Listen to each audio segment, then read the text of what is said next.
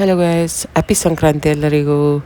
ನಮ್ಮ ಮನೇಲಿ ಸಂಕ್ರಾಂತಿ ಕಡುಬಿನಿಂದ ಸ್ಟಾರ್ಟ್ ಆಯಿತು. ನಾನು ನಮ್ಮ ಮನೆಯವರು ಬೆಳಗ್ಗೆ ಬೇಗ ಎದ್ಬಿಟ್ಟು ಒಂದಷ್ಟು ಕಡುಬು, ಹಪ್ಳ ಕರ್ಸಿದ್ವಿ.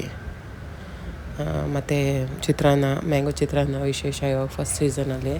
ಹಾಗೇ ಹೆಸರು ಕಾಳು ಪಲ್ಯ, ಕೋಸಂಬರಿ, ಒಂಚೂರು ಪುರಿಗಳು ಮತ್ತು ಕ್ರಿಸ್ಪಿ ಪಕೋಡ ಇಷ್ಟನ್ನು ಮಾಡಿಬಿಟ್ಟು ರೆಡಿ ಮಾಡಿಬಿಟ್ವಿ. ಸಾರನ್ನು ಕಾಯಕ್ಕಿಟ್ಬಿಟ್ವಿ. ಕೊತ ಕುದೀತಾ ಇದೆ, ರೆಡಿ ಆಯಿತು.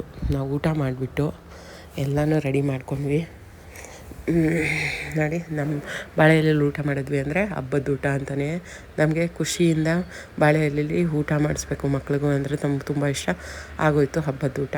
ಆಮೇಲೆ ಸಂಜೆ ಆದ ತಕ್ಷಣ ಭೋಗಿ ಪಳ್ಳ ಎಲ್ಲ ರೆಡಿ ಮಾಡಿದ್ವಿ. ಹೂವು, ಬಾಳೆಹಣ್ಣು ಎಲ್ಲನೂ, ಮತ್ತು ಒಂದಷ್ಟು ಕಾಯಿನ್ಸು, ಅಕ್ಷತೆ ಇಷ್ಟನ್ನು ಹಾಕಿಬಿಟ್ಟು ಮಕ್ಕಳಿಗೆ ಬೀರೋಕ್ಕೆ ರೆಡಿ ಆದ್ವಿ.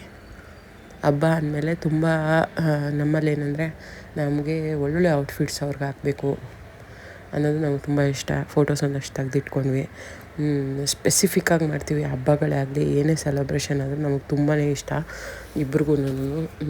ನಾವು ಅವ್ರಿಗೆ ಒಂದೇ ಮಾತು ಹೇಳೋದು, ಸೆಲ್ಫ್ ಕಾನ್ಫಿಡೆನ್ಸ್ ತುಂಬಾ ಇಂಪಾರ್ಟೆಂಟು. ನೀವು ಏನೇ ಮಾಡಿ ಸೆಲ್ಫ್ ಕಾನ್ಫಿಡೆನ್ಸ್, ಒಳ್ಳೆ ಬುದ್ಧಿ, ಒಳ್ಳೆ ಜ್ಞಾನ, ಕೆಟ್ಟ ಯೋಚನೆಗಳನ್ನು ಮಾಡಬಾರ್ದು ಅಷ್ಟೇ ನಾವು ಹೇಳ್ಕೊಡೋದು.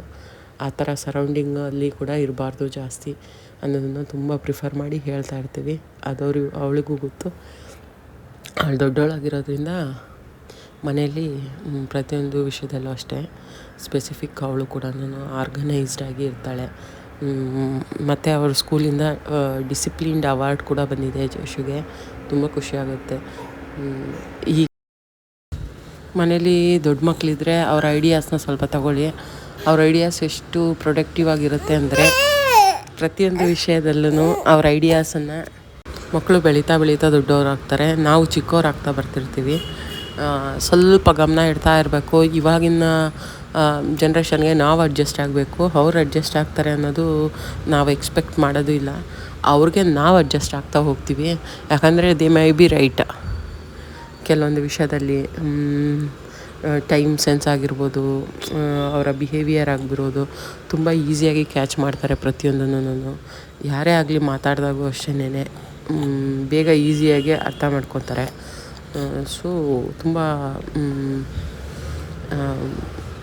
ರೆಸ್ಪಾನ್ಸಿಬಲ್ ಆಗಿ ಬಿಹೇವ್ ಮಾಡಬೇಕು ಕೆಲವೊಂದು ವಿಷಯಗಳಲ್ಲಿ ಮಕ್ಕಳ ಜೊತೆ.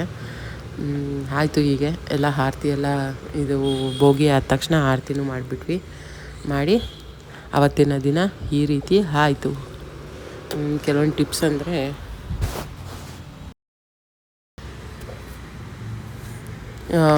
ಭೋಗಿ ಪಳ್ಳನ ಜೋಶುತಾಗ 3 ಸಾರಿ, ಮಗುಗೆ 3 ಸಾರಿ ಹಾಕಿದ್ವಿ.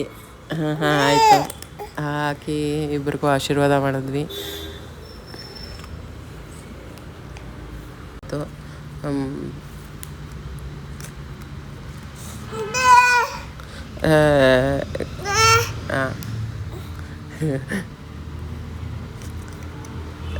ಚೀಕು ಆಟ ಆಡ್ತಾನೆ ಬಿದ್ದುಬಿಡ್ತು.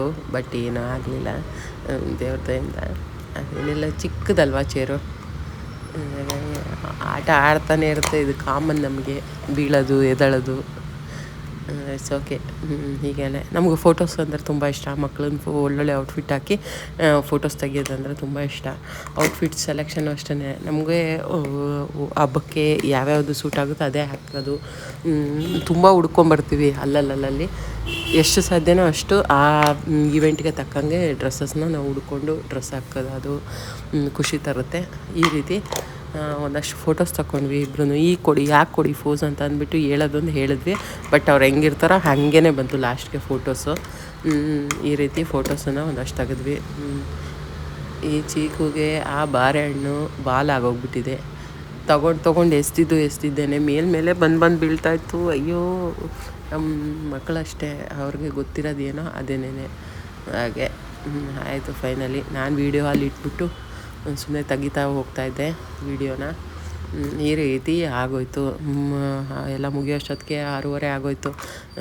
ಆದ ತಕ್ಷಣ ಇಮ್ಮಿಡಿಯೇಟಾಗಿ ಇಳುಬೆಲ್ಲ ಡಿಸ್ಟ್ರಿಬ್ಯೂಷನ್ಗೆ ಹೋಗೋಕ್ಕೆ ರೆಡಿ ಆದರೂ ಅಷ್ಟೊತ್ತಿಗೆ ನಾನು ಆನಂದ ಸೇರಿಬಿಟ್ಟು ಆರತಿ ಎತ್ತಿದ್ವಿ. ದೃಷ್ಟಿ ತೆಗೆದ್ಬಿಟ್ವಿ. ಈ clockwise anticlockwise ಇದರಲ್ಲೂ ತೆಗೆದ್ಬಿಟ್ಟು ರೆಡಿ ಆಯಿತು.